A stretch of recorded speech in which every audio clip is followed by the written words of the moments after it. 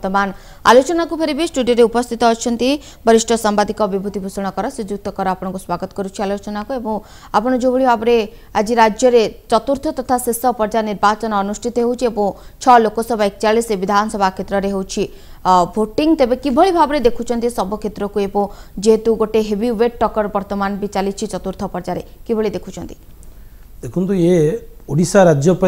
चतुर्थ व अंतिम पर्यायर भोट ग्रहण आज करा जाउछि एथिरे 6टी लोकसभा एवं 41 विधानसभा पाटकुरा को बाद दे 41 विधानसभा भोट ग्रहण करा जाउछि आजिर निर्वाचन प्रक्रिया को जो देखिबा एठी भोट ग्रहण रे सामान्य असुविधा देछि देखा जाइछि आपण देखुचंती जा स्क्रोल रे एवं आपणक प्रतिनिधि माने विभिन्न जगह जहाँ खबर देइछंती आपणक चैनल माध्यम रे जे विभिन्न जगह रे ईवीएम रो त्रुटि देखा देइछि एवं जोथि पई भोट ग्रहण बाधाप्राप्त होवार संभावना अछि भोट ग्रहण अनुपात मध्य कमिबार संभावना अछि तार कारण आपण देखिथिबे भोटर माने लंबा लाइन रे अछंती सकाळु सकाळु एवं विशेषकर परिणत वयस वयस्क और वयस्का पुरुष और महिला माने आसी पहुंचती से सकाळु सकाळु छाई जो रुद्रताप कम थाए से भोट देवा चेष्टा करता जदि घंटे 2 घंटा विलंब हो जाए ईवीएम रो त्रुटि जनित कारण तेज धीरे धीरे रुद्रताप बढ़ो आपड़ जानते 4-5 दिन है रुद्रताप प्रखरता वृद्धि पाई 40 रु आरंभ हो जाए दिन 10टा 9:30 10टा 40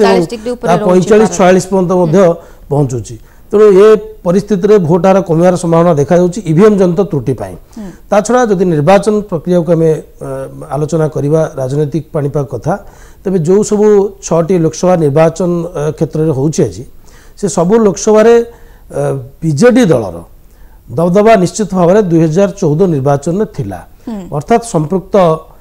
लोकसभा क्षेत्र गुड़िक बा विधानसभा क्षेत्र गुड़िक अधिकांश स्थान में बीजेपी प्रतिनिधि माने विजय लाभ करथिले किंतु परवर्ती पर्यायर जिते जिला परिषद निर्वाचन है